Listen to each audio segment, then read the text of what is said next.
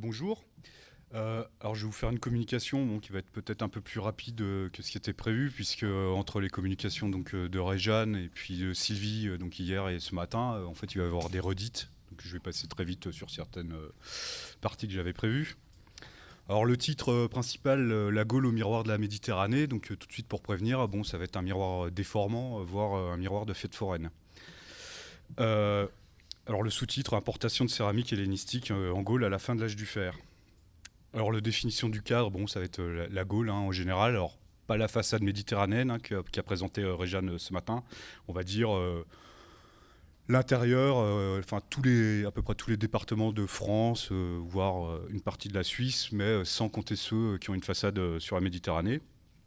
La chronologie, la fin du second âge du fer, du 3e au 1er siècle avant Jésus-Christ. La définition du sujet, donc la céramique hellénistique, et là, c'est le drame. En fait, nous,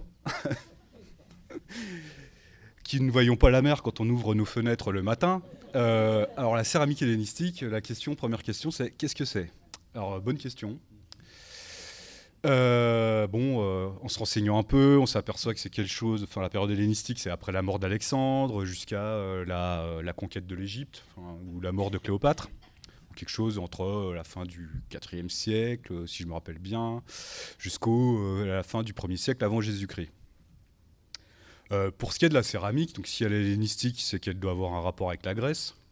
C'est ce qu'on se dit aussi quand on est en Gaule interne. Donc je suis parti du principe que c'est surtout des importations en fait, qui viennent de Grande Grèce, puisqu'on a très peu d'importations en fait, de Grèce continentale ou de Grèce des îles. Et puis également, à un moment, on est obligé quand même d'intégrer la notion de céramique romaine. Donc ce sera plutôt la céramique hellénistique et romaine, comme le titre d'ailleurs des ouvrages que tu as présentés lundi. Et pour les axes de réflexion, ce sera tout simplement la diffusion de ces céramiques. Alors dans deux domaines, à la fois le domaine réel, on va dire, donc les objets en eux-mêmes, qui se déplacent, qui arrivent sur des lieux qui sont utilisés. Puis également le domaine idéal, on va dire, le domaine des idées, c'est-à-dire comment cette céramique comment ces arrivées de céramique vont agir en fait sur les répertoires formels des populations locales, c'est-à-dire dans le travail en fait des artisans, des potiers.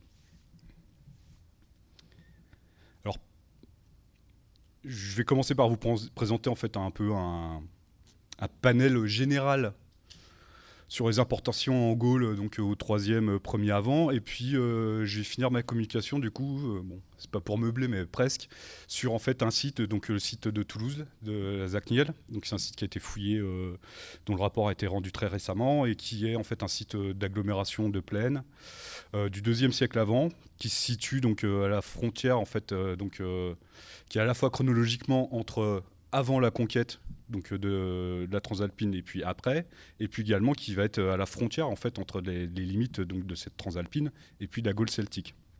Donc je pensais que c'était intéressant aussi de montrer un site qui est censé se retrouver un moment après la conquête en territoire romain entre guillemets, mais qui en fin de compte continue à avoir des habitudes comme si rien ne s'était passé ou presque.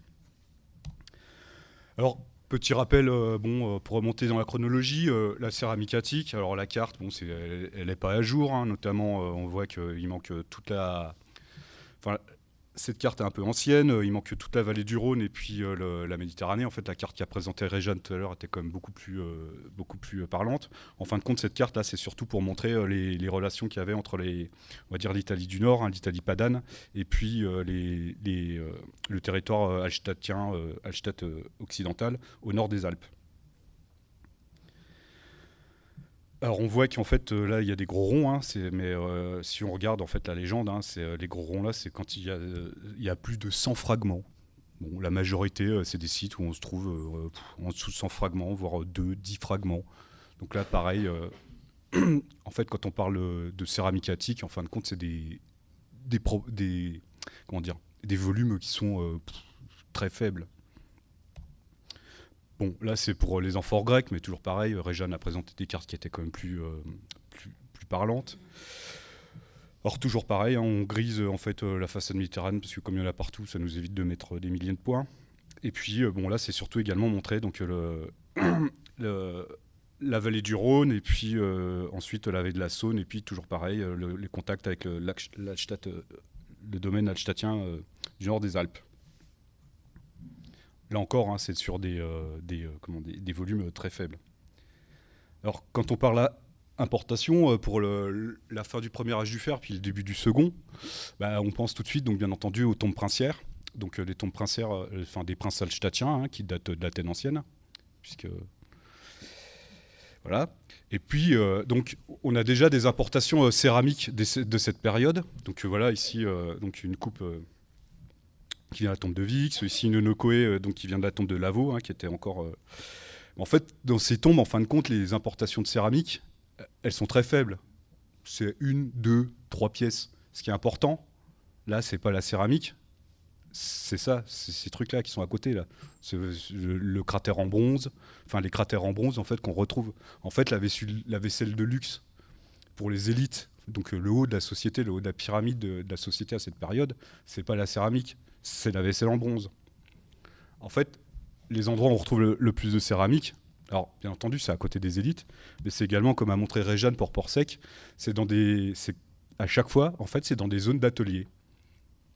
Pour cette période, donc là c'est les travaux de Guillaume Mazat et puis de Stéphane Carrara avec Lyon-Vez, ce que tu as montré là sur Port-Sec Sud également, on a Bragny, plusieurs sites d'ateliers. En fait, ces céramiques importées, et notamment ce vin, hein, qui arrive en amphore de Marseille et quelques amphores étrusques, en fait on les retrouve en rejet dans des ateliers. Alors la question c'est, déjà, vu les volumes, on va dire, on peut pas vraiment parler de commerce pour cette période. On emploie toujours le terme d'échange. Voilà. En fait, on échange. Alors, on échange avec quoi, on ne sait pas trop. Mais en tout cas, voilà, c'est pas un commerce. On va pouvoir le voir pour plus tard. Et également, en fait, on a un deuxième... dans ces échanges, en fait, on ne connaît pas les intermédiaires.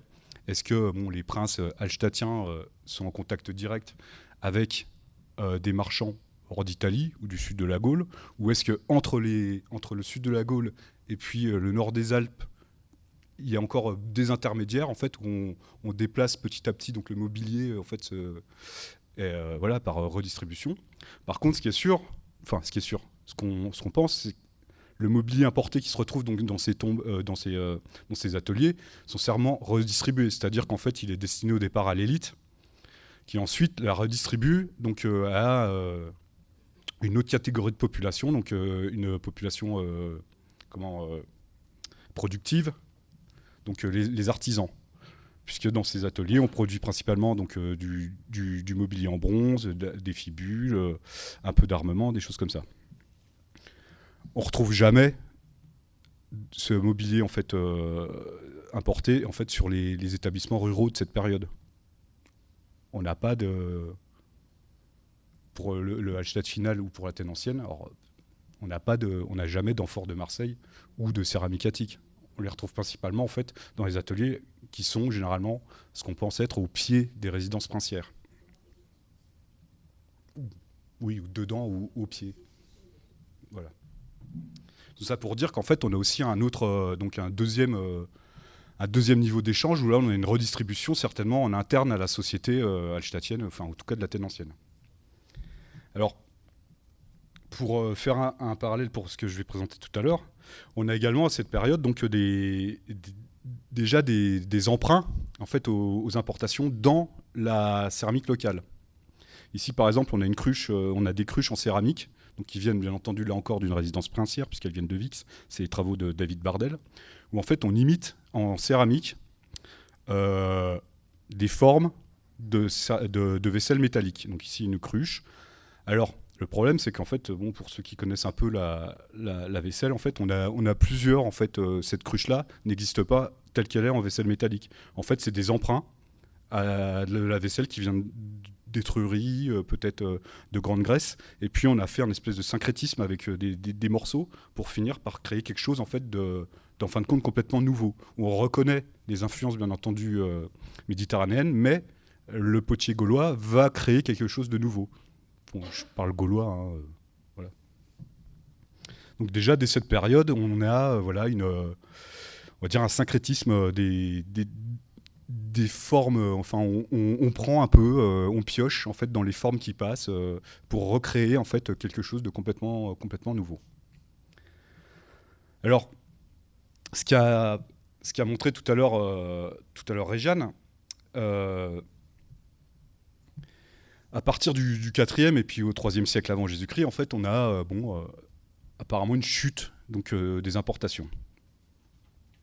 Alors, à cette période, en fait, pour la céramique à vernis noir, en fait, c'est la céramique attique à vernis noir. Donc voilà quelques exemples, hein, avec les décors de palmettes imprimés. Et puis, on a une série d'ateliers à la fin du 4e et puis au 3e siècle, qui va produire en fait des coupes à vernis noir et surtout qui vont exporter.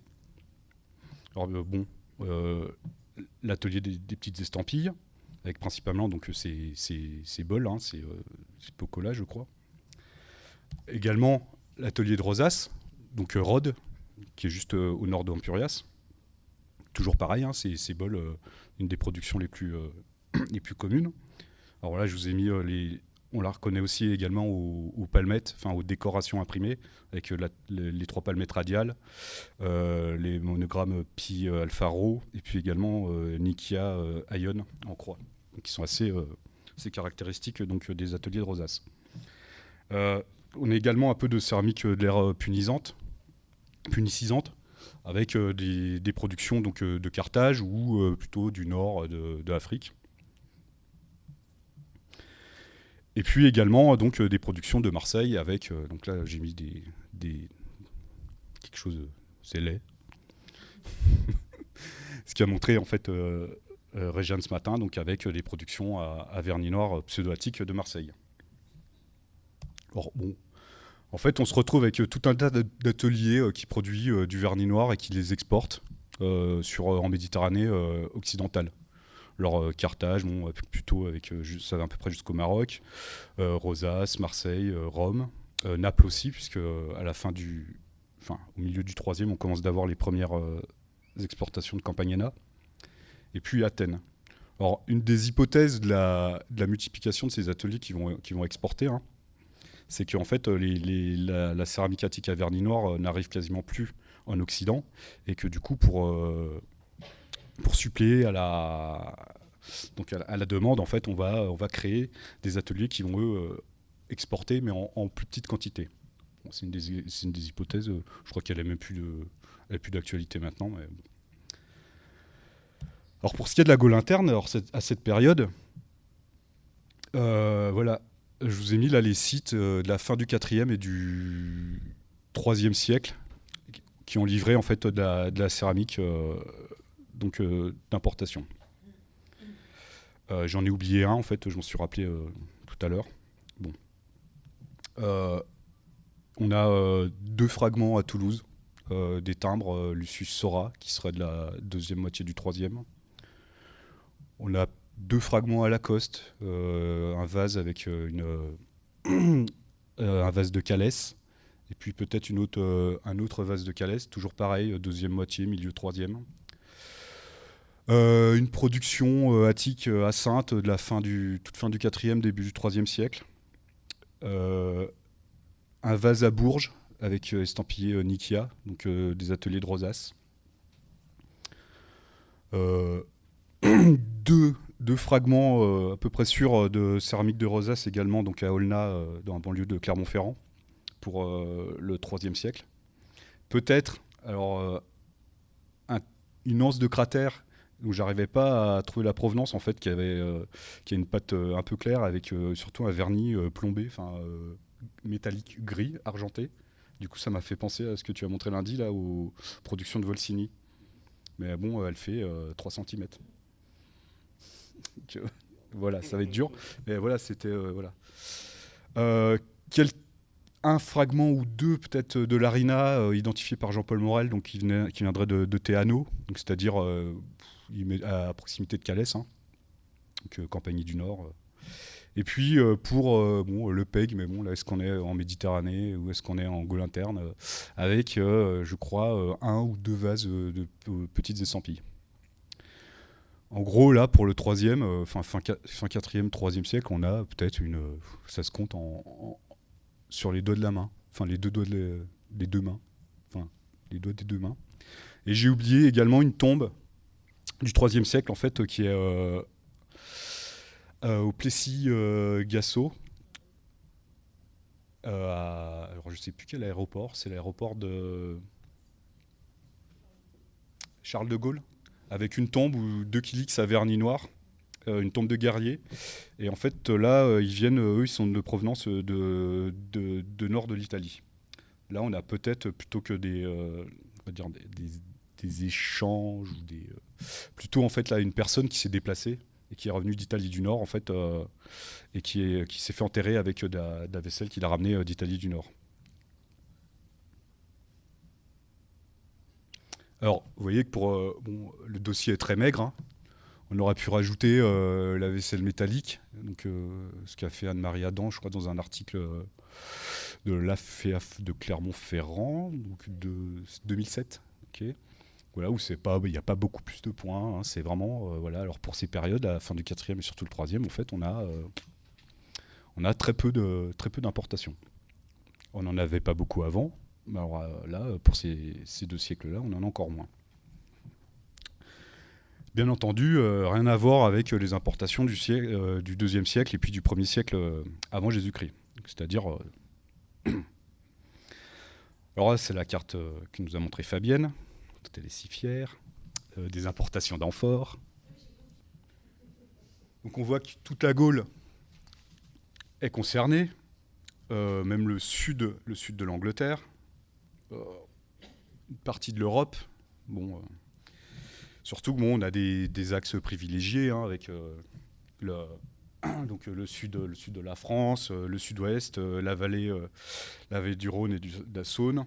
Et puis après, ensuite, un espèce d'éparpillement de saupoudrage.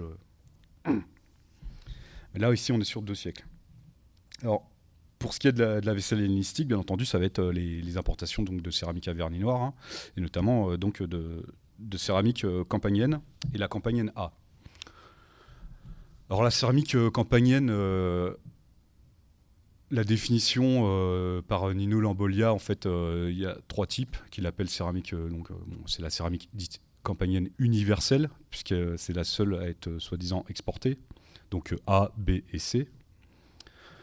La campanienne A, en fait, est une céramique à pâte rouge-marron, un vernis noir pas très épais, qui a des fois des reflets pareil, marron, voire verdâtre pour certains vases, et qui est produite en fait au départ sur l'île, apparemment sur l'île d'Ischia, donc à côté, et puis ensuite à Naples même, il y a eu des découvertes d'ateliers donc à Naples. Donc on sait qu'en fait la campanienne A vient de Naples.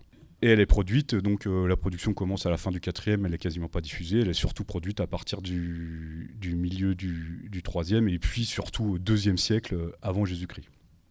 Alors le répertoire, au départ, est plutôt, on va dire, tiré de la céramique attique, hein, on retrouve donc les plats à poissons, toujours ces bols, ces petites coupes à bord ourlés, des coupes à anse, puis d'autres formes.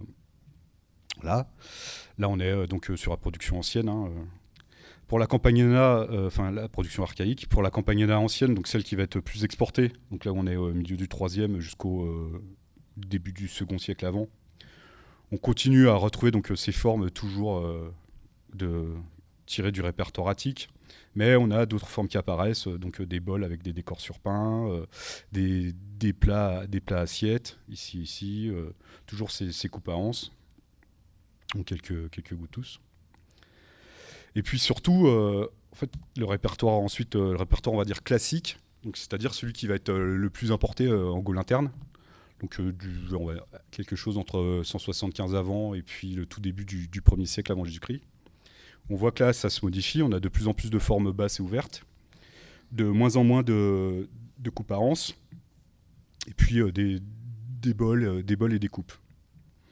Et enfin, la fin de la production, donc ce qu'on appelle la campagnana tardive, hein. Encore moins de formes. Là, toujours des formes encore plus ouvertes, plus basses, des coupes, et puis tout ce qui est coupe à anse, ça a disparu. Enfin, tout ce qui avait un rapport en fait avec on va dire la céramique grecque et hellénistique a disparu. Donc on voit donc l'évolution d'un répertoire sur 2 siècles et demi, avec donc les influences de départ quand les ateliers se créent, puis après en fait au fur et à mesure. Alors là peut-être justement ce qui montre donc les influences plutôt on va dire grecques au départ, et puis en fait une romanisation du répertoire. Alors dit des hypothèses voilà qui est qu'en fait bon pour comment dire, la consommation romaine, en fait, on préfère les assiettes, les coupes, plutôt que les vases à boire à anse, par exemple. Alors le deuxième type de campanienne, ce qu'on appelle la campanienne B. Alors autant la campanienne A, c'est facile à déterminer, autant la campanienne B, là, ça commence d'être le drame. Donc la définition de Nino Lambolia, en fait, c'était une céramique à vernis noir, reflet bleuté, pâte jaune. Et puis, en fin de compte, 99% en fait, des céramiques qu'on retrouve en Gaule en fait, ne correspondent pas du tout à cette définition.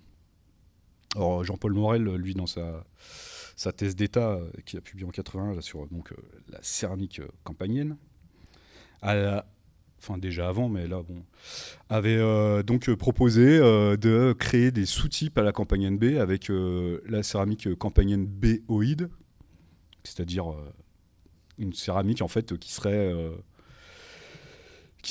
en rapport donc avec cette production de campanienne B, et puis également une céramique du cercle de la baie. Donc il a multiplié également voilà quelque chose qui a en fait le même répertoire typologique, mais quand même des variations au niveau de la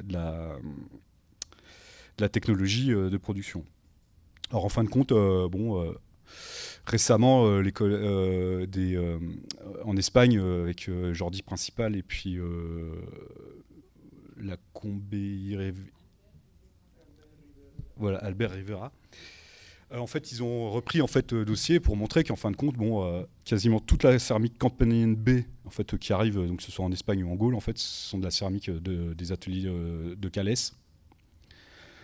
C'est ce que je vous ai mis là ici. En fait, c'est une céramique avec une pâte jaune qui tire un peu sur le rose, un vernis noir assez épais qui a tendance à s'écailler au niveau des angles, et puis quelquefois on voit des traces de tressaillage.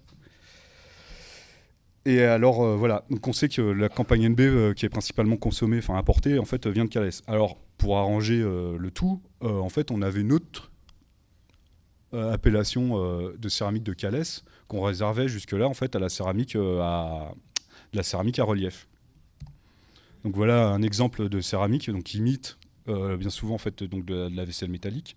Donc ici on a un cratéroïde de Calès avec des formes en relief, et puis surtout ce qu'on connaît bien, donc ce sont les coupes et puis surtout les fiales.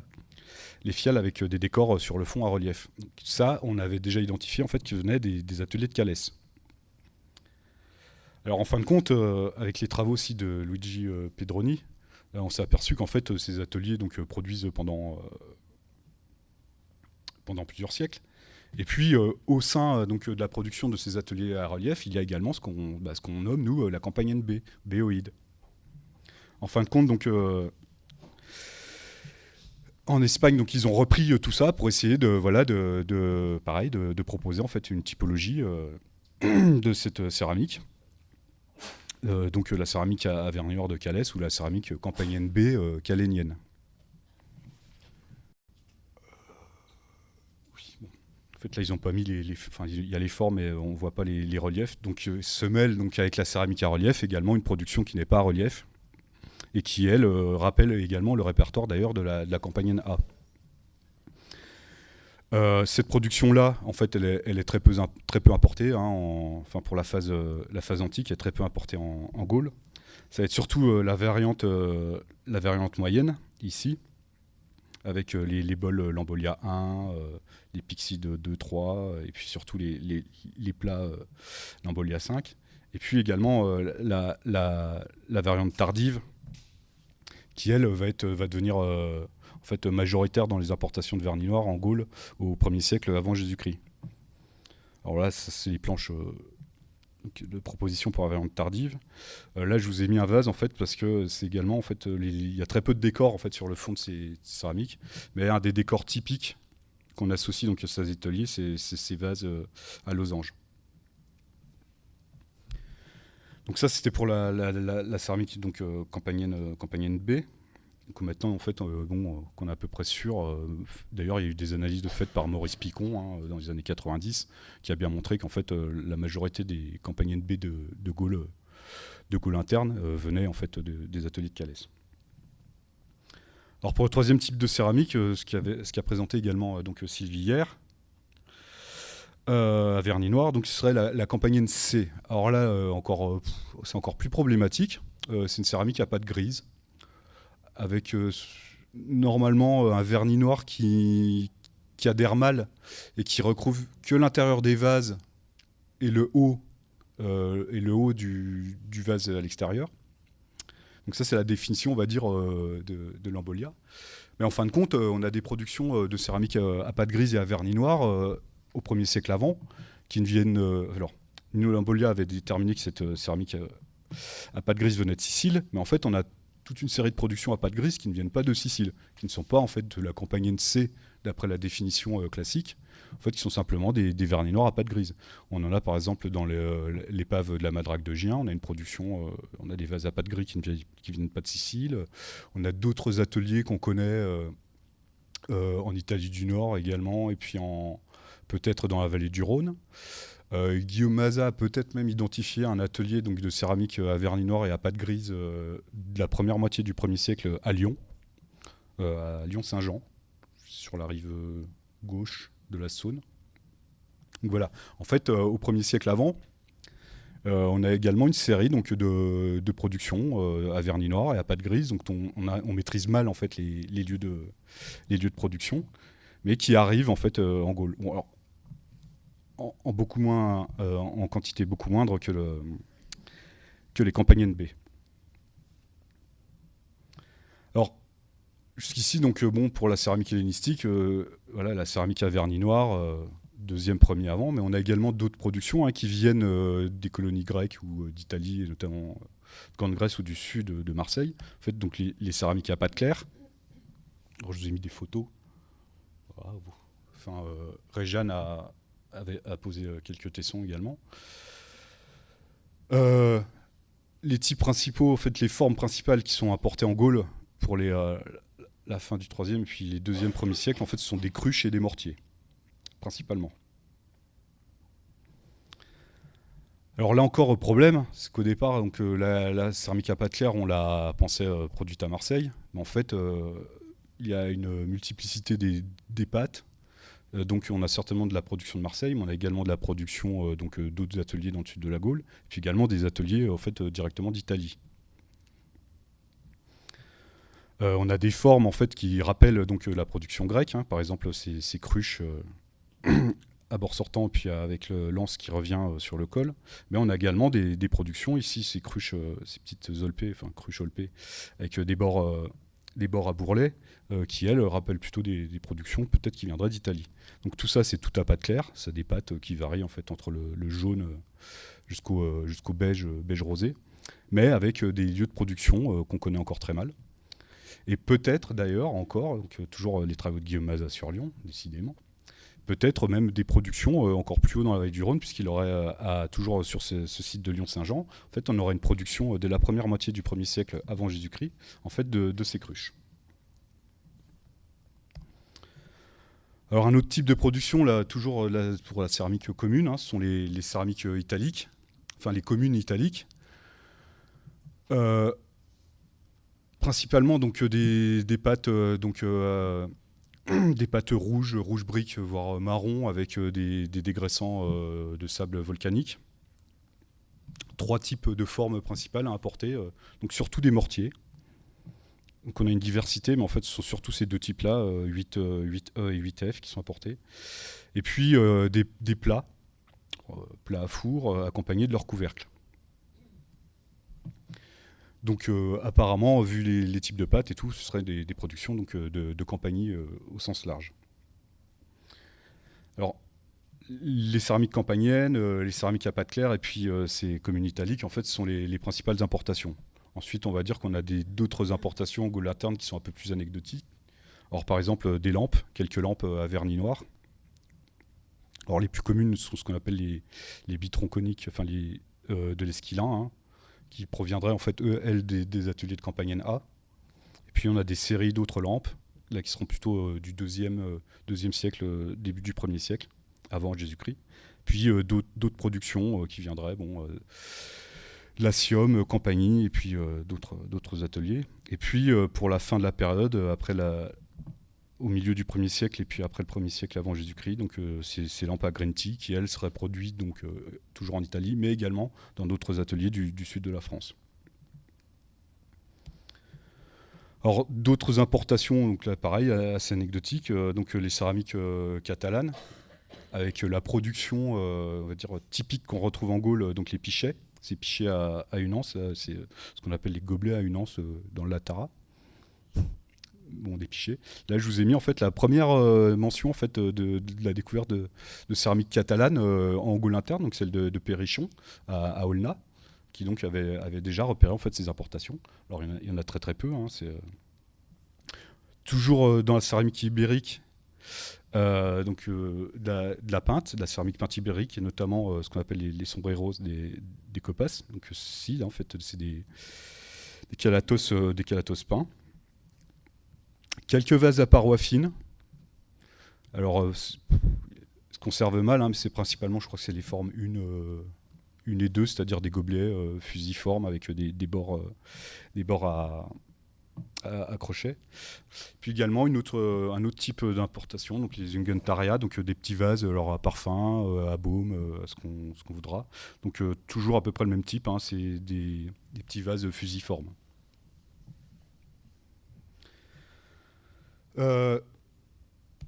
Pour ce qui est des importations, en fait, donc je vais vous parler, enfin principalement donc les importations de céramique à vernis noir, hein, c'est les mieux reconnus à travers la bibliographie, puisque les autres types, des fois elles sont un peu moins notées ou notables.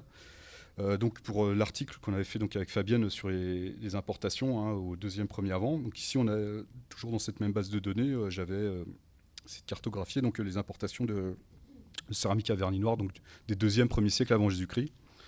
On retrouve toujours ce tropisme méridional, hein, avec des importations surtout sur le bord de la Méditerranée.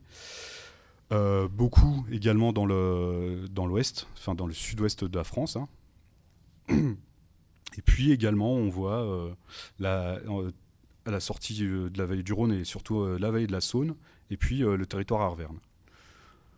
Et donc, sorti, on va dire, de cette moitié sud ensuite, les importations se font plus rares, hein, et puis même, on a tout un bon quart, voire un 5e du nord-nord-ouest, où là, on n'a pas de mention de céramique à vernis noir.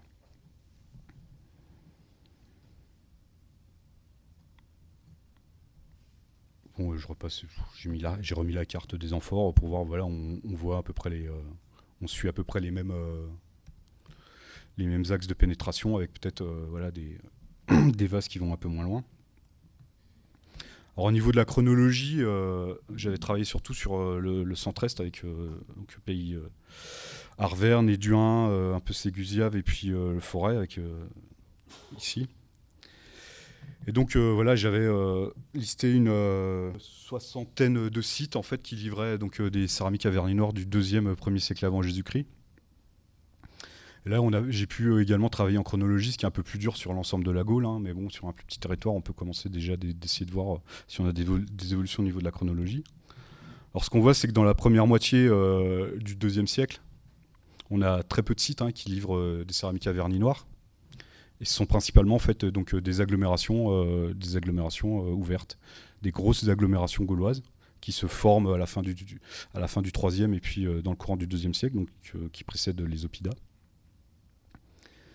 Pour la période suivante, donc la 2e moitié du 2e siècle avant Jésus-Christ, donc l'Athènes D1, on retrouve toujours donc ces importations sur ces agglomérations, mais on les retrouve également donc sur les Oppidas là, qui commencent commencent d'être créées et puis qui commencent de s'étoffer. Et puis également, on les retrouve sur des sites type ferme, mais qui, elles, sont plutôt placées le long des voies, donc des voies navigables et puis des voies d'accès vers le sud. Et enfin, la dernière période, pour le 1er siècle avant Jésus-Christ, là, on voit qu'on commence d'avoir un saupoudrage un peu sur tout le territoire. En fait, où ces céramiques sont beaucoup plus... sont plus diffusées, enfin, pénètrent plus. Et là, on les a sur à peu près tous les types de sites, que ce soit sur les agglomérations, sur les oppidats, mais également dans des fermes ou des petits sites même qu'on n'arrive même pas à déterminer. Je vous avais mis la chronologie, mais bon, c'est pas très lisible. Et puis voilà, en fait, c'était également pour montrer, on a quelques sites qui reçoivent. Ici, on est plutôt fin 3e, début 2e. Là, on est plutôt fin 1er siècle avant. Là, une série de sites avec des formes, quelques formes à anse, surtout des coupes. Et puis surtout, ce gros paquet, là, en fait, ce sont les 3 formes qu'on retrouve en grande majorité à peu près partout. Ce sont les assiettes Lambolia 36, donc c'est-à-dire des assiettes avec des marlis bombés, pour le 2e avant. Des bols, là encore des bols Lambolia 27 grand B, c'est-à-dire des bols ouverts. Et puis des bols un peu plus profonds, Lambolia 31. Ça, c'est surtout pour la Campagna. Et puis pour le 1er siècle, donc le répertoire d'importation se modifie, mais forcément, puisque comme on a vu, les productions en fait, entre la Campagna et la Campagna B sont différentes. Donc forcément, le répertoire d'importation se modifie également par rapport à la production des ateliers. Où là, on a principalement donc, des bols Lambolia 1 et puis des assiettes Lambolia 5. Alors, Fabienne hier a montré qu'il y avait des courants d'importation privilégiés au niveau des amphores. Alors voilà donc sa carte à jour. Avec toute une série de productions qui arrivent en Gaule. Alors moi ce que je tenais en fait à faire remarquer également, donc là on a des productions qui viennent d'un peu partout, pour le 2e, 1er siècle avant. Mais pour ce qui est des importations en fait, de vaisselle, la majorité des importations, que ce soit la Campagna A ou la Campagna B, ou même la céramique commune, en fait, elle provient d'une zone située, on va dire, le sud du Latium et puis la Campanie. C'est-à-dire que les vases en fait, qui sont censés accompagner, puisque ces vases à vernis noir ou cette céramique commune qui est censée être un accompagnement en fait, du vin, en fait, proviennent quand même que d'une seule zone. Donc là, du coup, toute la production étrusque en fait, n'arrive pas. Même quand on a des vins étrusques qui arrivent, c'est encore de la céramique de Campanie qui arrive. Donc là également, on a le problème donc, des intermédiaires. Cette céramique qui arrive de toute façon en Gaule avec ce vin. Donc on a bien des moments des ruptures de charge, des réempactages de cargaison qui repartent en fait avec la céramique.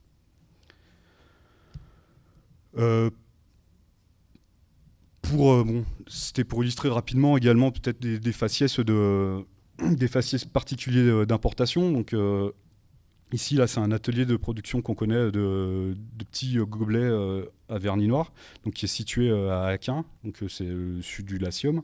Donc c'est un atelier type Ruyus.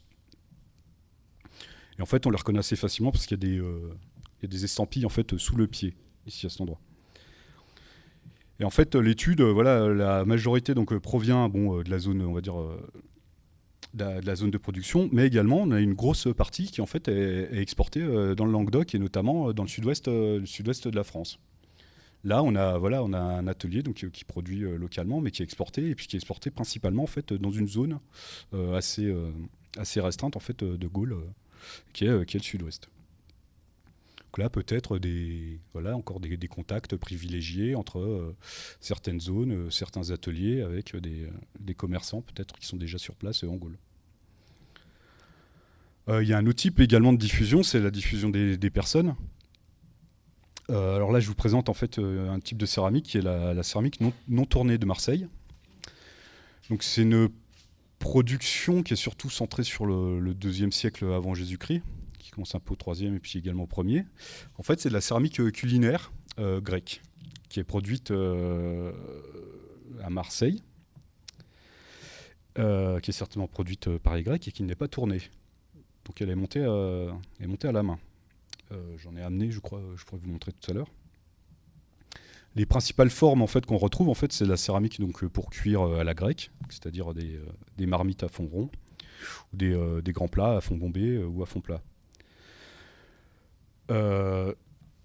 En fait, cette céramique, elle est surtout un marqueur. Si on reprend Michel Batz et puis Alexis Gorgue également, en fait, elle a un marqueur de déplacement en fait, de population grecque, donc notamment de population massaliette, qui pour continuer à cuisiner en fait à la grecque, en fait, obtient donc cette céramique. Alors cette céramique, en fait, on la retrouve donc sur les colonies à Olbia, Agde, et puis bien entendu à Marseille.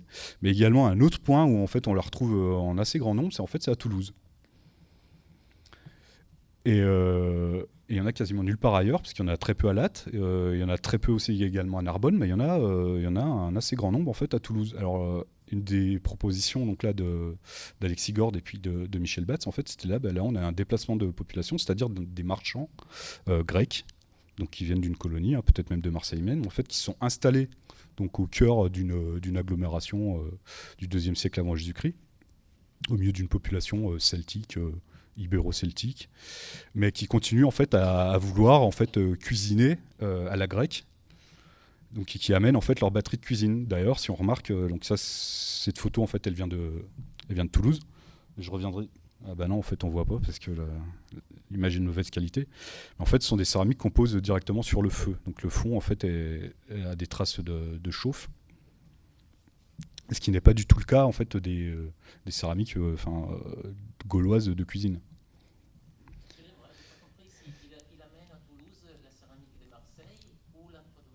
Non, en fait, elle arrive, c'est de la céramique qui est produite, on connaît très bien les ateliers, hein, ça je vous ai mis une coupe de la pâte et j'en ai amené un fragment. En fait, elle est produite à Marseille, c'est sûr.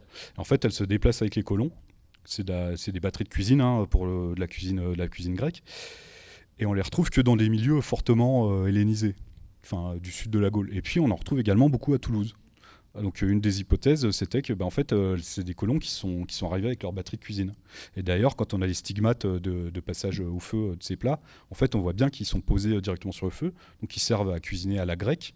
Alors que toutes les céramiques culinaires, on va dire celtiques, gauloises, sont pas du tout faites pour passer sur le feu, sont faites plutôt pour être posées à côté.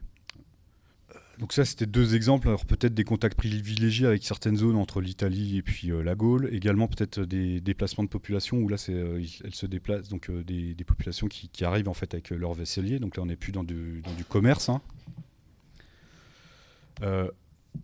Ensuite également, peut-être également donc, dans les choix des formes en fait, choisies là, par les populations celtiques. Donc elles ont accès donc, à la vaisselle donc, méditerranéenne. Mais on a également peut-être des choix qui se font par goût. Ici, par exemple, je vous ai mis sur ces 4 sites de la deuxième moitié du IIe siècle avant Jésus-Christ, donc ils sont 50-100, avec les céramiques Campagnana, avec d'un côté donc en noir les formes plates, donc c'est-à-dire les grandes assiettes, les plats, et puis de l'autre côté en plus clair les formes profondes, donc les bols et puis les coupes. Donc ce qu'on voit, c'est que dans la ville de la Saône, on préfère consommer en fait, plutôt de la céramique à peu près à moitié, voire à 75% en fait, des formes plates. Et pour la même période, donc que ce soit en Auvergne ou encore ou dans le sud-ouest, en fait, on préfère là consommer en fait, des formes plus ouvertes. Alors la question c'est, est-ce que parce qu'on a accès à un marché privilégié où on distribue peut-être que ce type de... qu'on a plus de formes de plates qui sont diffusées, je sais pas, par exemple à Marseille ou dans le couloir rhodanien à la fin du deuxième, est-ce qu'on distribue plus de formes plates que de formes profondes? Et peut-être que en Languedoc, peut-être plus de formes... voilà. Alors ça, pour l'instant, c'est un peu dur à déterminer. Il faudrait refaire en fait peut-être des comptages, voir un peu sur les sites, donc les sites méditerranéens en fait, Mais bon, on a quand même donc des faciès de consommation en fait en Gaule qui diffèrent en fait suivant des régions. Alors, ce qu'on voit dans les vernis noirs, on le voit également en fait. Par exemple, là, je vous prends toujours les mêmes sites. entre les céramiques à pâte claire et les céramiques donc à vernis noir campagniennes. On s'aperçoit que dans la vallée de la Saône, en fait, la moitié quasiment des importations en fait, de céramique méditerranéenne en fait, sont des céramiques à pâte claire. Et l'autre moitié sont des vernis noirs. Alors que en Auvergne, et puis encore plus dans le Toulousain, en fait, là, on a quasiment 90% en fait, des importations qui sont à vernis noir, et on a très peu de pâte claire, en fait.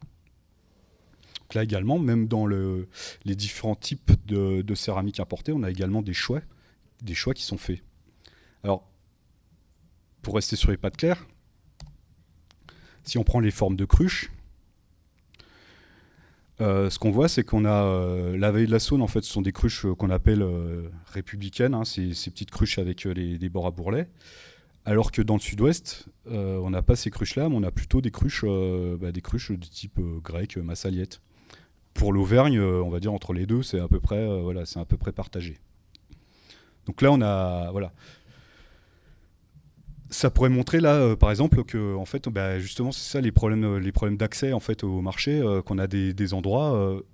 Si on imagine, en fait, c'est d'un côté en fait les céramiques, enfin les pâtes claires républicaines, enfin les cruches à pâtes claires type républicain, donc ceux-ci seraient plutôt des importations romaines, alors que celles-ci seraient plutôt des importations marseillaises. Donc ça pourrait montrer en fait des endroits en fait où certains types de céramique arrivent. En fait, on s'approvisionne, on a le choix dans le panel où on peut s'approvisionner en tant que consommateur, mais en même temps le choix reste limité quand même à ce qu'on a sur les marchés sur lesquels on s'approvisionne. Ça c'était pour vous montrer donc un panel un peu rapide des importations. Donc, je vais vous faire pour finir un petit intermède donc, sur la fouille de Toulouse. Alors rapidement, hein, la localisation, donc on est à Toulouse. On est au sud de l'agglomération toulousaine. La position, c'est-à-dire qu'on est en fait entre deux. Ici, l'agglomération se trouve ici, le quartier Saint-Roch. On est entre deux petites buttes et on donne directement sur la Garonne. Et en fait, on a ce qu'on appelle le seuil de Toulouse, en fait, qui débouche directement sur la vallée de l'Aude, en fait, et donc la Méditerranée. Puis la Garonne, on va en direction de l'Atlantique. Alors ce site en fait, donc voilà, c'est ici, hein, c'est rouge. Il se situe en fait à peu près 5 km du futur site, l'emplacement de la ville romaine de Toulouse. Puis également à 6-7 km en fait d'un oppidum, hein, l'oppidum de Vieille Toulouse. Alors il fait à peu près, si on prend les découvertes anciennes et puis les fouilles récentes, on a une agglomération d'une surface d'au moins 70 hectares et qui est occupée principalement donc, pendant le IIe siècle avant Jésus-Christ. Alors les fouilles qu'on a menées, elles ont porté sur un peu plus de 2 hectares et demi, 1200 structures, dont 74 puits. Sur ce 2 hectares et demi pour la période, pour le second âge du fer, en fait, on a extrait 98 tonnes d'amphore, donc une centaine de tonnes d'amphore, à peu près 5 tonnes de céramique, hein, on a plus de 200 000 fragments. Puis voilà, en fait, 45 000 fragments de petits mobiliers. Enfin, voilà, vraiment pour vous montrer également l'importance de l'occupation et puis la densité également. Alors, quelques photos, voilà comment se présentaient par exemple les puits. Et puis surtout, pour vous montrer également ce qu'on fait des amphores, c'est-à-dire que en fait, ces puits, c'est des petits puits qui s'ensablent très rapidement. Ici, on a le fond avec les vases à puiser, hein, souvent des vases hauts et puis des cruches. Et une fois qu'ils sont ensablés, en fait, pour ne pas laisser un trou béant, on les remplit en fait d'amphores. Donc voilà, ici. Puis ensuite, ils finissent par se combler. Alors, ces puits, pendant des années, en fait, ils étaient considérés comme funéraires, ensuite cultuels, mais en fin de compte, là, les fouilles qu'on a menées, ce qui montre surtout, c'est que ces puits, ils sont autour de bâtiments d'habitation. Donc voilà, on a des plans avec les concentrations, en fait, se trouvent dans les zones résidentielles. Alors la profusion de mobilier, ça nous a permis également de proposer une chronologie assez fine de ce siècle d'occupation. Grâce donc à la fois aux amphores, hein, on a mesuré 33 000 bords. Également de la céramique importée, et puis également donc, le mobilier de parure qu'il a un faciès donc, bien laténien, hein, avec des fibules et des objets en verre. Qui nous propose en fait un découpage en 5 horizons, avec en fait un horizon qui est assez mal défini, peut-être de du premier quart du deuxième, voire de la fin du troisième, où là on n'a pas d'importation. En fait, la seule importation, ce serait un petit bol en ibérique peinte. Et on n'a pas de métal. Et en fait, on le recolle au reste. C'est parce que la céramique, la céramique locale va bien dans le faciès qui va suivre en fait tout de suite après. Par contre, on ne sait pas quand est-ce qu'il commence. Voilà, on ne sait pas sa durée, etc. Après, on peut déterminer donc des phases de 25 ans à peu près. Grâce aux importations, alors que ce soit d'amphores et puis de céramique. Et également, en fait, ça nous permet également de recoller ça donc à la fois donc à la chronologie absolue qu'on connaît en Méditerranée, mais également avec les chronologies relatives qu'on connaît en Gaule interne. C'est-à-dire la TNC2, la TND1, la TND1A, la TND1B, donc avec le mobilier de parure. Donc en fait, on a un peu le meilleur des deux mondes.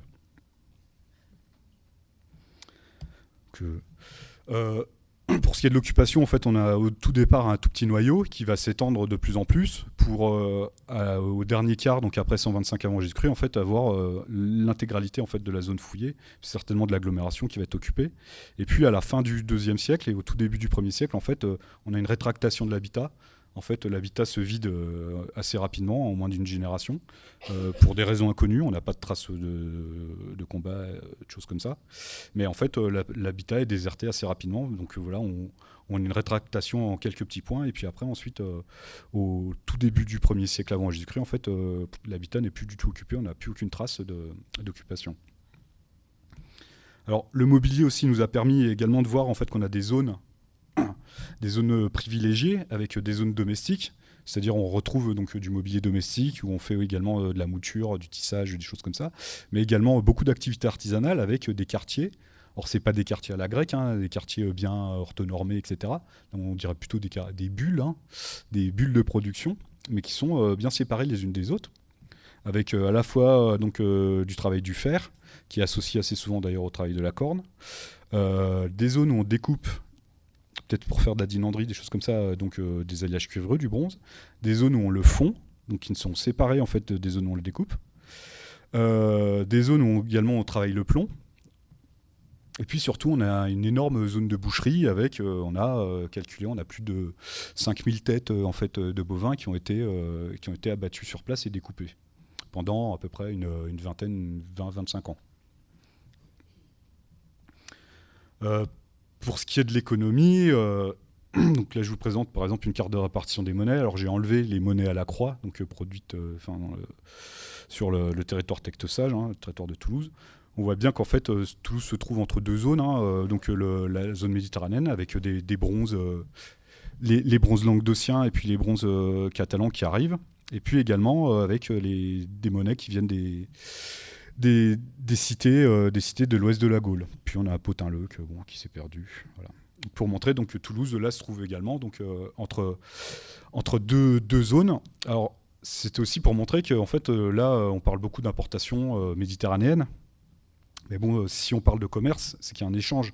Donc il y a quelque chose qui vient d'ailleurs. Là les monnaies nous permettent de montrer qu'on a des échanges donc, entre l'ouest, donc la façade de l'Atlantique et puis la Méditerranée. C'est-à-dire qu'on est à Toulouse, on a une zone de tampons peut-être, où on a des productions, donc on ne sait pas quoi. On parle de blé, de viande, d'esclaves des fois, qui sont échangés en fait contre principalement d'ailleurs du vin. Pour ce qui est de la vaisselle céramique, donc ce que je vous ai dit, un peu plus de 200 000 fragments, 206 000. Pour un NMI, à peu près, on a un peu plus de 25 000 vases. Les importations de vaisselle, si on les prend en nombre brut, en fait, elles augmentent, avec surtout une grosse production donc, pour l'horizon 3, c'est-à-dire l'horizon après 125. Mais en fait, si on pondère ces importations par rapport au reste de la vaisselle, on s'aperçoit qu'en fait, dès le départ, en fait, le volume d'importation par rapport au volume de vaisselle est déjà très important. On est déjà, dès la première moitié du IIe siècle avant Jésus-Christ, on est déjà presque à 10%. 10% d'importation en fait, au sein de la vaisselle. Alors, on culmine autour de 14% pour redescendre ensuite sur la dernière phase, parce que je vous ai dit, la dernière phase, on a une rétractation de l'habitat, donc peut-être que là, on a moins d'importations qui arrivent. Euh, Or, ça peut sembler pas beaucoup, hein, 14, entre 10 et 15% d'importation, mais il faut savoir qu'en Gaule interne, les sites qui enlèvent le plus, on est plutôt autour de, enfin, on est en dessous de 5%, on est autour de 2%, 3% d'importation. C'est pas non plus, enfin, pour cette période, pour le deuxième avant. Bien entendu, les importations qui sont le plus représentées, en fait, c'est donc les céramiques. On voit très très mal. Donc, les céramiques importées d'Italie, donc en premier lieu les céramiques campaniennes, avec donc un pic d'importation, voilà. Et puis quand même une diversité également des provenances, avec des importations du sud de la Gaule, des importations d'Ibérie, et puis quelques micro-vases à un moment qui viennent de Grèce. Enfin bon, bref, un faciès, on va dire, complètement dominé donc, par les céramiques campaniennes et campaniennes A.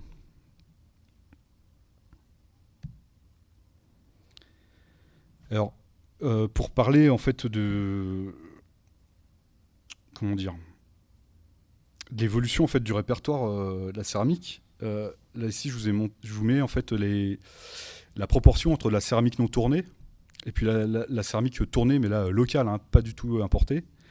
Ce qu'on voit, c'est que sur l'agglomération, en fait, donc on a très peu de céramique non tournée, qui est principalement en fait de la céramique de cuisine. Et puis si on prend des sites de type ferme, qui sont alors, je vous ai classés par ordre de distance. Hein. Blagnac, c'est à quelques kilomètres, hein, c'est une dizaine de kilomètres de l'agglomération. Montbartier, on est un peu plus loin, on est à peu près à 50 kilomètres. Et puis Laurent, on est encore plus loin. Donc on voit qu'en fait, plus on s'éloigne en fait de ce centre. Où en fait plus on a de la céramique non tournée. Donc là également, ce qui nous fait dire que on a donc cette agglomération dès sa première phase en fait est déjà en fait une agglomération. En fait, la question de savoir, c'est comment sont formées ces agglomérations. Est-ce que c'est par syncrétisme avec des petits noyaux en fait qui s'agglomèrent au bout d'un moment, un peu à la façon des Sept Collines ou d'Athènes, ou est-ce qu'on a quelque chose déjà d'aggloméré? Donc, la céramique, là, elle peut peut-être nous montrer qu'on a dès le départ, en fait, on a un faciès aggloméré. Alors, ce qui me paraissait intéressant également, c'est de montrer donc on a les importations, donc elles agissent en fait sur le répertoire, mais en fait, le répertoire des potiers, on va dire locaux, il évolue également par lui-même. En fait, là, c'est les jattes, l'évolution des jattes. Là, donc là, on est avant. La première moitié, on est dans la première moitié du deuxième. On voit qu'après, entre 150 et 125, on a des nouvelles formes, on rajoute de la peinture, on rajoute des cannelures, etc.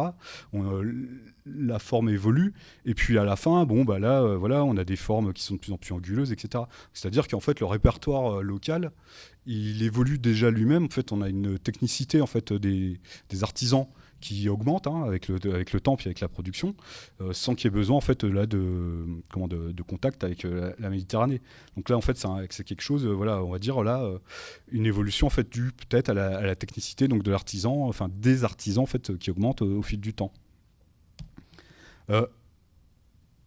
Une autre évolution, là ce que je voulais montrer aussi, alors quand on a ça ce sont des vases de stockage. Quand on a ces types de vases, avec des bords plus ou moins triangulaires et tout, souvent on dit ça rappelle quand même les productions d'ollium italique, des choses comme ça. En fin de compte, si on suit l'évolution, ce qu'on s'aperçoit au départ, c'est que ces vases, en fait, c'est simplement des gros vases. C'est-à-dire qu'on fait, on fait des gros modèles des vases qu'on fait pour la table. Là, on les fait en beaucoup plus gros, hein, on multiplie par 10 la taille. C'est des vases qui font à peu près 90 cm, 1 mètre de haut. Et puis en fait, petit à petit, en évoluant, ce qu'on va faire, c'est qu'on va supprimer toutes les zones, on va dire, dangereuses, de cassure en fait, de ces vases. Donc en premier lieu, on va réduire la taille des cols, c'est-à-dire la chose qui va casser le plus quand on manipule ces vases, enfin quand on les ouvre, quand on pioche dedans. Et puis au fur et à mesure, en fait, ce col va complètement disparaître et puis on va finir sur cette forme, voilà. Donc là aussi, on a une évolution en fait de forme qui n'est pas du tout due. Donc on aurait pu dire là c'est peut-être dû, ils ont vu passer des dolium italiques, on a ces petits bords triangulaires. En fait, pas du tout. Là, la forme en fait, elle évolue par elle-même. Là, c'est une adaptation en fait des potiers par rapport aux usages. Pour ce qui est des imitations également, là, donc ça c'est pas du tout là c'est une forme, on va dire également toujours purement gauloise. C'était pour vous montrer également qu'il y a certainement également au tout début, là, je vous avais montré le vase, de la enfin, Hallstatt, Tenancienne de Vix, là, qui imite des productions. Voilà. Ici, par exemple, alors le vase du haut, il est en bois. Celui-ci, en fait, c'est un vase en bois qui était trouvé au fond d'un puits. Hein. Et en fait, on a une production à la même période, on voit qu'en fait, en céramique, on a exactement la même forme. Alors là, bien entendu, on ne peut pas dire que c'est la céramique qui imite en fait, le vase tourné en bois, ou si c'est le vase tourné en bois qui imite la céramique. Hein. Ce qu'on peut voir, c'est qu'il y a certainement en fait, là, des contacts entre des artisans qui travaillent des matériaux différents, et puis des interpénétrations, on va dire, d'idées. Donc voilà, là c'était pour montrer donc, qu'au sein de la céramique, on va dire locale, on a des évolutions voilà, en interne. Alors bien entendu, nous, ce qui nous intéressait, c'était l'évolution en fait, du répertoire par rapport justement au contact ensuite là, avec les importations. 25 000 en tout NMI pour toute la céramique, hein, importée ou locale. Et en fait, ici, ce que je vous ai mis, c'est un tableau en fait, des formes donc, de céramique locale, mais qui imitent des formes méditerranéennes. En fin de compte, on en a très peu. En tout, vous voyez, on en a un peu plus de 700. 700 ennemis sur... J'ai oublié. Ah, voilà. Donc on est quand même dans une zone où on a beaucoup d'importations qui transitent, mais en fin de compte, on va les imiter en fin de compte assez peu. On voit quand même en fait l'évolution, hein, puisque là, si on prend... là, ce sont pour les formes basses en céramique locale. Alors le jaune, ce sont les jattes, le vert, ce sont les écuelles, c'est-à-dire les formes, on va dire, lathéniennes, hein, typiques. Et puis les autres couleurs, là, ce sont les formes imitant, voilà, on a les assiettes, c'est-à-dire les assiettes qui imitent les assiettes en campanienne. Les bols, là, ce sont les bols, pareil, les bols à vernis noir. En gris, ce sont les coupes, pareil, les imitations de coupes en campanienne. Puis en bleu, ce sont la céramique, donc je reviendrai tout à l'heure rapidement à la fin, la céramique grecque. Donc on voit quand même avec le temps, on a quand même une évolution du répertoire. On récupère en fait voilà un répertoire on va dire exogène qu'on intègre en fait dans le répertoire du potier.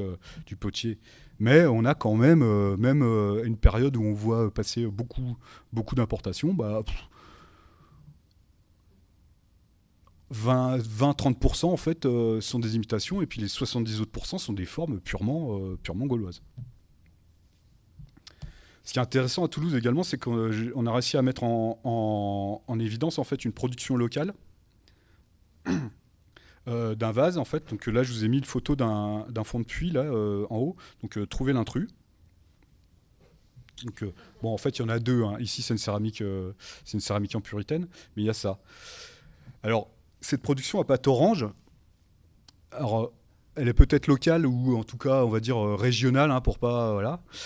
Donc c'est une céramique à cuisson oxydante où on a en gros un répertoire de formes qui est assez assez restreint. On produit des vases peints, des vases balustres avec des décors géométriques, des décors de couvertes, de bandes, etc. Donc typiquement, on va dire des vases celtes, hein, des vases gaulois. On produit également de la céramique peinte, mais qui là reprend en fait des formes de céramique à vernis noir, donc principalement des bols. Donc là, on adapte pareil, hein, le répertoire. En fait, on colle des bandes rouges dessus, des damiers sur du bol. Surtout qu'en plus là, on peint pas l'intérieur, on peint l'extérieur. Et puis également, alors toute une production en fait de céramique de style méditerranéen. On peut pas dire là que bon. Donc on produit des mortiers, on produit des couvercles et puis des plats à four, on produit des calatos, des cruches à col large, des cruches à col étroit. Il y a quelques fragments qui pourraient être en fait des imitations de gobelets à parois fines, avec des petits bords, mais bon, des petits bords à crochet. En fait, ce qui est intéressant, c'est cet atelier donc produit à la fois de la céramique, on va dire gauloise, de la céramique peinte, mais également ils produisent toute une série de formes en fait pas du tout gauloises. Et puis en plus, qui viennent d'un peu partout, puisqu'on a de la céramique de tradition ibérique, de la céramique de tradition plutôt italique, puis peut-être également du sud de la Gaule avec les mortiers à pâte claire. En fait, là, on a vraiment quelque chose où ils vont piocher des influences d'un peu partout. Puis quand on a les vases entiers, en fait, on s'aperçoit que ça imite, enfin ça ressemble, mais vaguement. C'est jamais exactement, voilà. Les cruches, par exemple, ces cruches à col large, le haut ressemble à la céramique, des formes de céramique italique, tandis que le bas ressemble plutôt à des formes de céramique en puritaine. Donc pareil, on prend à droite à gauche et puis on recrée un répertoire en fait avec tout ce qu'on va passer. Et puis on crée également de nouveaux produits.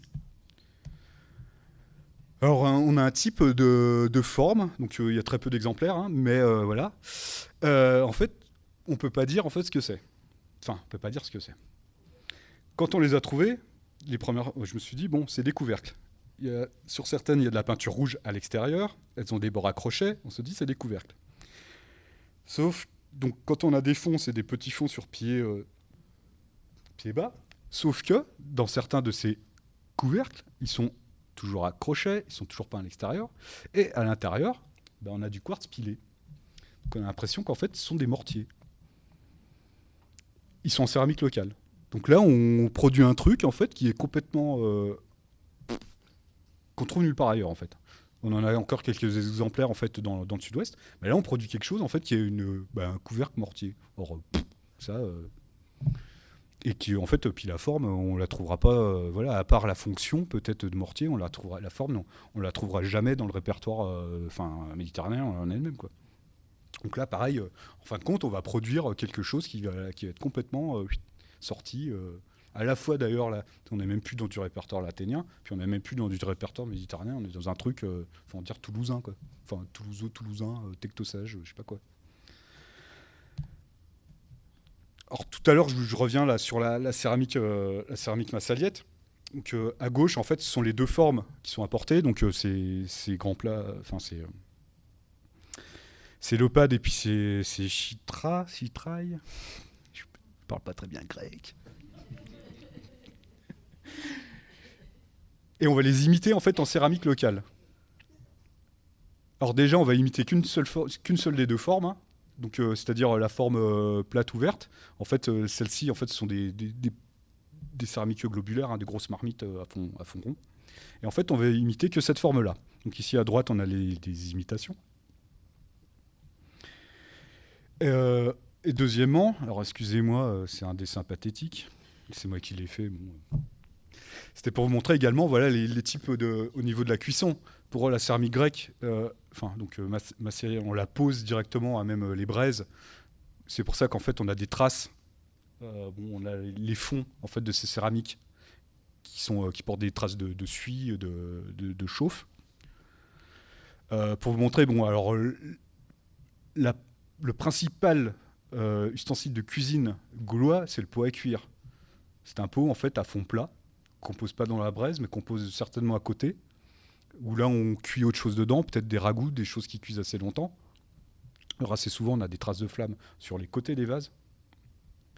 Donc voilà, déjà au niveau de l'utilisation, elle est différente, donc on peut penser également au niveau des aliments et puis des préparations culinaires, c'est déjà différent. Ici à droite en fait, pareil la photo est mauvaise, mais bon tant pis, vous me croirez sur parole.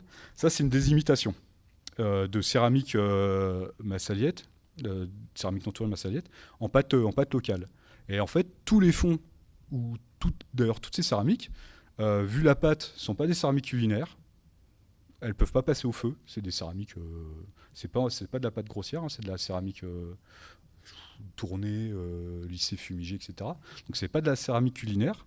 En fait, c'est-à-dire qu'on récupère une forme qui sert à faire la cuisine chez une certaine population. La forme passe donc dans le répertoire local. Par contre, elle ne sert plus, elle perd sa fonction. Ces couvercles et ces plats à four, pareil, en fait, sur les exemplaires en fait, de communes italiques qu'on a, on a les traces de feu, enfin, ce qu'expliquait d'ailleurs hier également Sylvie. On a les traces de passage sur le feu, etc., il n'y a pas de problème. Sur ces productions en pâte orange, en pâte locale, jamais.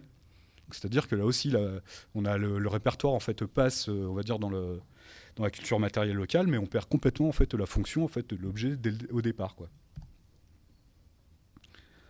Alors du coup, pour en terminer rapidement, en fait, moi, la question que je me posais, c'est est-ce que la culture matérielle, que ce soit donc, les importations ou les imitations, les inspirations, en fait, est-ce qu'on peut bien parler d'acculturation en fin de compte là ? En fin de compte, qu'est-ce que c'est l'acculturation? Parce que en fait, vous avez vu, il y a beaucoup d'importations, mais en fin de compte, le répertoire se modifie assez peu, le répertoire local, donc ce qui est de l'acculturation. Nous, on a d'autres marqueurs en fait d'acculturation, on va dire, sur le site. Bon, on a ça, par exemple. Donc, on a des instruments d'écriture, des stylets, des boîtes à sceaux. Alors ça, c'est une boîte à sceaux qui vient certainement de Grèce, en os. Puis on a également une tablette, on a la plus ancienne tablette à écrire de Gaulle au fond d'un puits, qu'on a fait des analyses sur les petites traces oranges en fait. Donc c'est bien une tablette, c'est de la cire d'abeille, il n'y a pas de problème, c'est du bois qui ne vient pas qui n'est pas local. Donc on a des tablettes à écrire, on a voilà, on a également plusieurs bagues à sceaux. Voilà, là, l'arrivée de l'écriture en fait, peut être un marqueur d'acculturation. On a également des graffitis sur les vases. On a des graffitis grecs, on a des graffitis en latin, ici, et on a des graffitis en fait en ibère.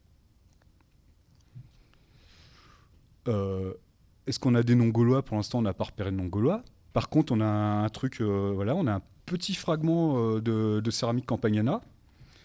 Vous voyez, il est tout petit, hein, il fait 3-4 cm carrés, allez. Et dessus, en fait, on a un alphabet ibère. Enfin, un alphabet. Alors, je vais préciser. On a une série de lettres en ibère. Donc, c'est A, E, I, O, U. Voilà. Sauf que ce qu'on sait, c'est qu'en fait, cette suite de voyelles, elle se retrouve dans ce sens-là, dans les alphabets latins et grecs. Sauf qu'en ibère, dans les abécédaires ibères qu'on a, en fait, les voyelles ne se trouvent pas dans ce sens-là. Qu'en fait, et en plus, il y a certaines lettres qui sont un peu mal, on va dire, un peu mal gravées. Donc en fait, l'hypothèse de Colin Ruiz, hein, qui a travaillé là sur ces, ce serait qu'en fait là, on a un exercice d'écriture. Donc quelqu'un qui a l'habitude en fait de l'alphabet, on va dire grec ou romain, qui s'essaye en fait là à l'écriture ibère. Alors par contre, on ne sait pas qui c'est. Ça peut être un Gaulois. Un Gaulois ou un marchand grec ou romain installé sur place qui essaye en fait justement pour avoir des contacts avec voilà. En fait là au niveau de la culturation, on a des choses qui montrent également qu'on a des évolutions au sein de la société avec des voilà. Puis en fait pour finir je me demande en fait qui habite dans des maisons comme ça. Ça c'est un des bâtiments en fait qu'on a sur la Zacniel. Vous voyez typiquement gaulois. Et en fait, on en a au moins 2 dont le plan est complet, et puis on en a plusieurs autres. Donc vous essayerez de chercher en Gaule interne ces plans de bâtiments, vous n'en trouverez pas. Les seuls qu'on trouve, en fait, ils sont, c'est exactement en fait, les mêmes qu'on a à Latte à la fin du 3e puis au 2e siècle avant. À Latte, ils sont sur des solins en pierre, avec des murs en adobe, etc. Ici, tout est en bois. En fait, ce que je vous montre, là, les traits noirs, ce sont simplement en fait, les traces de poutres de poutres de bois, non, même pas en tranchées. Ils sont posés en fait sur les sols. Et en fait, avec les fantômes des sols successifs, on a trouvé en fait en suivant, en fait, on voit l'emplacement en fait des pièces et puis des poutres de bois qui ont servi à monter le mur. Et là, on est dans le quartier résidentiel. Il n'y a rien qui montre qu'en fait on a des populations en fait exogènes qui s'installent ici, quoi. Donc voilà, au niveau de la culturation aussi, on a d'autres marqueurs, je pense, que la céramique pour montrer en fait justement des contacts et puis des modes de vie en fait qui évoluent. Et voilà, c'était pour terminer là-dessus. Je vous remercie.